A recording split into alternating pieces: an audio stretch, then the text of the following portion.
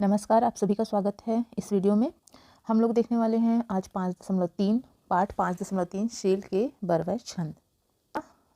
इस इकाई का पाठ 3 शील के बरवै छंद छत्तीसगढ़ी के चर्चित कवि शेषनाथ शर्मा, जिन्हें शील कहा जाता है, द्वारा बरवै छंद में रचित पाठ है। विद्यार्थी इस पाठ के द्वारा एक नए छंद और उसकी विशिष्टताओं से परिचित होंगे। भक्ति काल और रीति काल में प्रचलित इस छंद में स्त्री के मनोभाव, विशेष रूप से विवाह के पश्चात विदाई के अवसर पर ससुराल में रहकर मायके की मधुर स्मृतियों में, मायके की याद में डूबने और मायके पहुंचकर ससुराल को याद करने का श्रृंगारिक चित्रण है। छंद की भाषा और लयात्मकता से परिचित होकर बच्चे नारी मन की कोमल संवेदनाओं से जुड़ सके, इस तरह का प्रयास इस पाठ में है। ठीक है, तो देखिए, पाठ शुरू करने से पहले, पढ़ने से पहले हम जीवन परिचय देखेंगे। लिखा है शेषनाथ शर्मा जी ने, जिन्हें शील भी कहा जाता है। ठीक है, तो शील के बरवै छंद, इनका जीवन परिचय देखेंगे। छत्तीसगढ़ी के क्लासिक कवि शेषनाथ शर्मा जी का जन्म पौष शुक्ल द्वादशी संवत 1968 14 जनवरी 1914 में जांजगीर में हुआ। आप संस्कृत, बांग्ला, अंग्रेजी, उर्दू, मराठी और हिंदी साहित्य के अधिकारी विद्वान थे।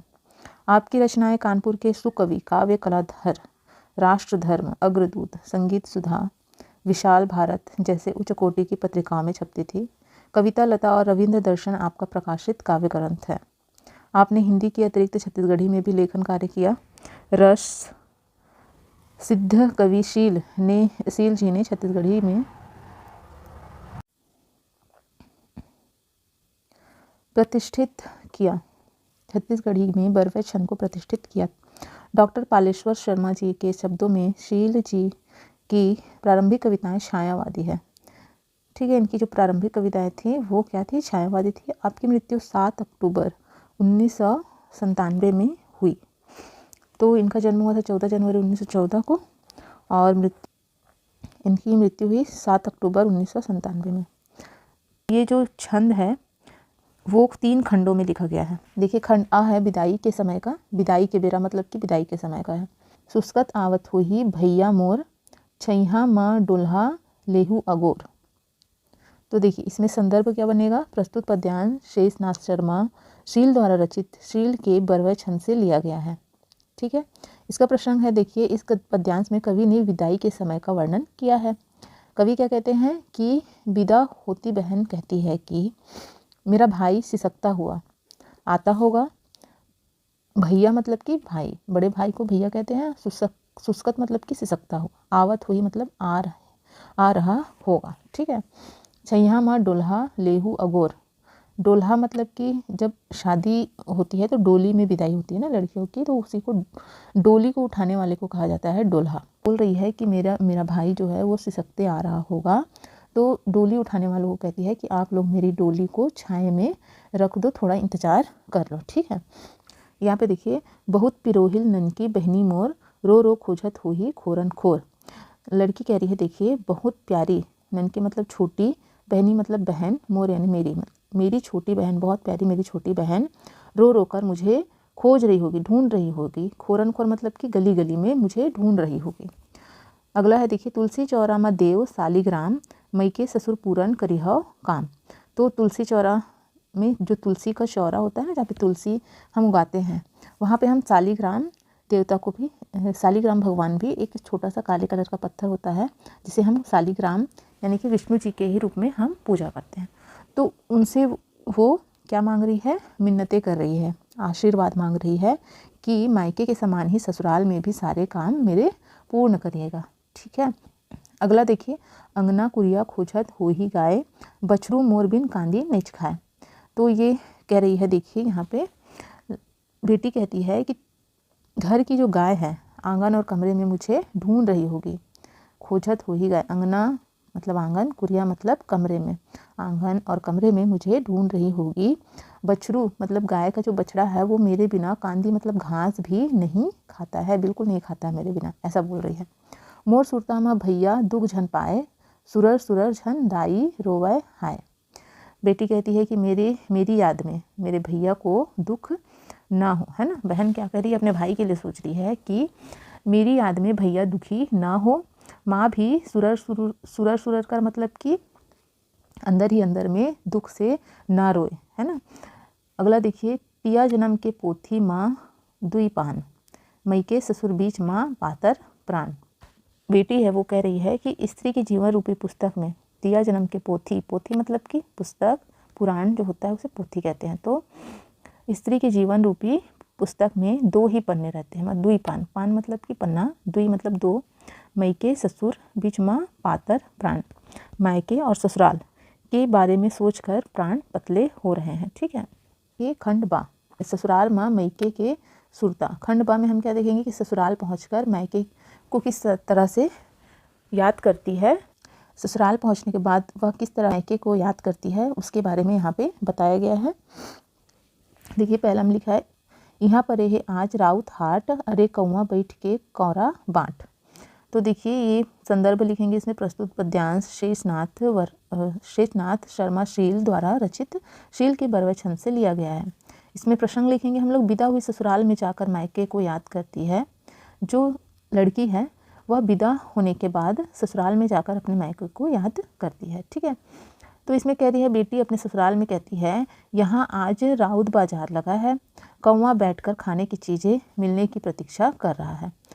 यहाँ पे देखिए, यहाँ पे मुझे लगता है ऐसा लिखा है, देखिए यहाँ पर है आज राउत हाट, मतलब कि राउत लोगों का बाजार लगा है। यहाँ आज राउत लोगों का, यादव लोगों का बाजार लगा है। अरे कौवा बैठ के कौरा बाट, कौरा बाट मतलब कि खाने का जो निवाला होता है ना, उसे बांटने के लिए कह रही है। मतलब जब पहले क्या होता था, कौवा को जब चारा बांटते हुए हम देखते थे ना, तो ऐसा होता था कि मेहमान घर आने वाले हैं, तो वो उसी उम्मीद से कहती है कि कौवा यहाँ पे बैठ के कौरा बाट, मतलब भोजन बांटो, है ना। तो इससे वो खुश हो जाती कि हमारे यहाँ कोई मेहमान आने वाले हैं, या किसी मेहमान आने के संकेत को बताए। ठीक है। तो देखिए आगे है, दोनों गांव के देव करव सहाय, मोर लेवाल जुच्छा कभू झन जाए।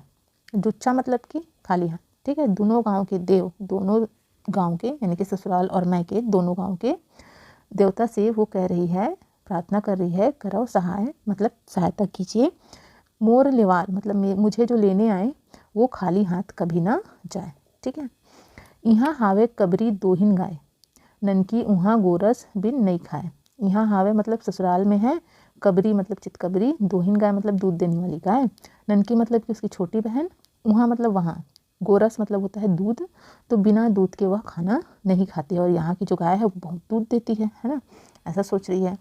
मैया आइस कुलकत रांधे खीर, हाय विधाता कैसन धरिह धीर। बेटी कहती है कि मेरी माँ प्रसन्न चित होकर खीर पकाने आएगी, हे ईश्वर मैं तब तक कैसे धीरज धारण करके रखूँ। मैया आइस कुलकत रांधे खीर, मतलब मेरी माँ यहाँ पे खुश होकर खीर बनाने आई। हाय विधाता कैसन धरिह धीर, मतलब कि हे प्रभु, हे विधाता, हे ईश्वर मैं कैसे धीरज रखूँ। ठीक है। पानी छुईस न झोंकिस चोंगी पान, हाय रे पोथी धन रे कन्यादान। इसका अर्थ हुआ, बहन कहती है, देखिए अपने भाई को याद करके जो विचार उठते हैं उसके मन में, उसके बारे में यहाँ पे व्याख्या किया गया है। बहन कहती है, न तो उसने मेरे घर का जल पिया, न कुछ ग्रहण किया, अपने भाई के बारे में बोल रही है। ठीक है। किया, बीड़ी पान तक ना लिया। ठीक, बीड़ा पान, चोंगी पान मतलब कि बीड़ी, और वो पान खाने वाला है ना, न पानी पिया और ना ही कुछ खाया और ना ही कुछ पान वगैरह सुपारी तक नहीं लिया। ठीक है। कहती है, वैसी अजीब रीत, ऐसी अजीब रीति बनाई है कन्यादान की, मतलब कन्यादान कर दिए तो अब हम पुत्री के घर का, बेटी के घर कुछ नहीं खा सकते हैं ना, यहाँ तक कि जल भी नहीं पी सकते।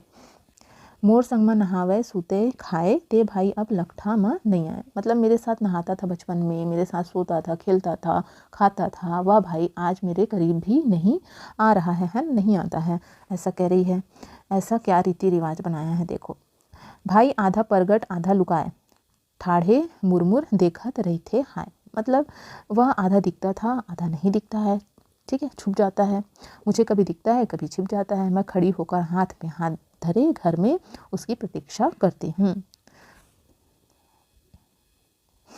अब देखिए खंड सा, मैके में ससुराल के सुरता, मैके में ससुराल के सुरता, मतलब अब लड़की को लेने के लिए उसका भाई गया, उसको लेके आया मैके, अब मैके में वो ससुराल को याद करती है। तन एती मन उती अड़बड़ दूर, रही रही नैना नदिया बाढ़ है पूर। इसमें देखिए ब्याही बेटी जब ससुराल से मैके आने पर ससुराल को याद करके जो कहती है उसका वर्णन यहाँ पे किया गया है। बेटी कहती है मैके आकर, कहती है बेटी क्या कह रही है देखिए मैके आकर कि मेरा शरीर यहाँ है किंतु मन वहाँ बहुत दूर चला गया है। आँखों से अब रही रही नैना नदियाँ बाढ़ है पूर, मतलब कि रुक रुक कर मेरे आँखों से क्या आते हैं, आंसू निकलते हैं। ठीक है, आंसू बह रहे हैं जैसे नदी में बाढ़ आ गई हो। मन मछलीला कैसे परिगे बान, सब दिन मोर रहीस अब होके आन। मतलब आँखों से आंसू ऐसे बह रहे हैं जैसे नदी में बाढ़ आ गए हो। ठीक, मेरे मन रूपी मछली को, मन मछलीला कैसे, मतलब कि मन रूपी जो मछली है उसे कैसे, परिगे बाण मतलब कि बाण मतलब बाढ़ होता है कैसे बाण लग गया नहीं मालूम। सब दिन मोर रहीस अब हो गए आन, मतलब पहले तो मन मुझ तक सीमित था, अब वह दूसरे का हो गया है। ठीक है, अब देखिए मन मछलीहा धार के उल्टा जाए, हर के ला मन बैरी नहीं छभाए। मतलब मेरा मन जो मछली के समान है तड़प रहा है, वह मेरा मन जो है वह मछली के समान तड़प रहा है, वह जल धारा के विपरीत जा रहा है। मतलब जो धारा बह रही है उसके विपरीत दिशा में वो तैर रही है। जितना इस मन को मोड़ना चाहो वह ससुराल की ओर ही भागता है। अब जब वो मैके आ गई है तो वो अपने ससुराल को याद कर रही है। ठीक है, उसका मन अब मैके में भी नहीं लग रहा है क्योंकि उसका सारा ध्यान कहाँ है, ससुराल की तरफ है। आगे देखिए मुँह के कोरा काबर उगला जाए, रही रही गोड़ फड़कते काबर है, रही रही गोड़ फड़कते काबर है। मतलब कि वो कह रही है कि जो खाने का निवाला जब वो मुंह में डालती है, खाने का कौर जो वो मुंह में डालती है वो भी घुसता रहता है, मतलब वो खा नहीं पाती है। यहाँ अकेले खाया नहीं जाता बोल रही है, मायके में अकेले, वहाँ अपने पति सास ससुर के साथ वो खाती है। बार बार पैर फड़कता है, क्या हो गया है समझ में उसे नहीं आता है। तो वो बोल रही है कि मुझे क्या हो गया है ये समझ में नहीं आ रहा है। काबर है मतलब कि क्यों होता है ऐसा, रह रहकर मेरा पैर फड़कता है, ऐसा क्यों होता है। मोर नगरिया पावत हो ही घाम, बैरी बादर तय कस हो गए बाम। ससुराल की अत्यावस्था के प्रति बेटी मायके आकर भी चिंतित है। बेटी कहती है कि मेरा पति धूप में नांगर चला रहा होगा। मोर नगरिया मतलब कि मेरा पति, नगरिया मतलब कि नांगर चलाने वाला, तो मेरा पति धूप में, घाम मतलब धूप में नांगर चला रहा होगा, हल चला रहा होगा। नगरिया मतलब हल चलाने, तो मेरा पति नगरिया मतलब हल चलाने वाला धूप में हल चला रहा होगा, नांगर चला रहा होगा। बादल भी जो है बैरी बादर तय कस हो गए बाम, मतलब कि बादल भी जो है दुश्मन के समान विपरीत दिशा में चले गए हैं। बैरी बादल मतलब कि बादल क्या हो गए हैं, दुश्मन बन गए हैं। और इतना धूप है, उस धूप में मेरा पति हल चला रहा है, बादल भी है कि बरसता नहीं है, है ना, वो भी क्या बन गया है, दुश्मन हो गया है, दुश्मन के समान वो दूसरे दिशा में चला गया है। थकहा आही पाही घर ला उदास, कैसे तोरा करही बूढ़ी सास। अब उसको अपनी सास की भी चिंता हो रही है। देखिए घर में आकर वह थक कर उदास हो जाता होगा, अपने पति की चिंता कर रही है कि घर में आते ही वो थके हारे घर में आते होंगे, उदास हो जाते होंगे, मेरी जो बूढ़ी माँ है, बूढ़ी सास है, वो कैसे सारा प्रबंध कर रही होगी, कैसे कर रही होगी, सारी उनकी सेवा कैसे कर रही होगी, है ना। अपने पति की चिंता करती है, अपनी सास की चिंता करती है। कैसे डहर निहारऊं लखथे लाज, फुंदरा वाला बजनी पनही बाज। कहती है कि मैं उनकी प्रतीक्षा करती हूँ तो मुझे शर्म आती है, कैसे मैं उनका रास्ता देखूँ, मुझे लाज आती है। जो पन्ही मतलब क्या होता है, जूता होता है। कैसे मैं, इसमें कहा जा रहा है देखिए कैसे डहर निहारा लखथे लाज, मैं रास्ता कैसे देखूँ, मुझे शर्म आती है। फुंदरा वाला बजनी पनही बाज, मतलब कि उनकी फुंदरा मतलब जो फूल लगा होता है ना, फूल जैसे सुंदर कुछ कुछ लगे होते हैं उसे फुंदरा कहते हैं, तो बजने वाला फुंदरा है।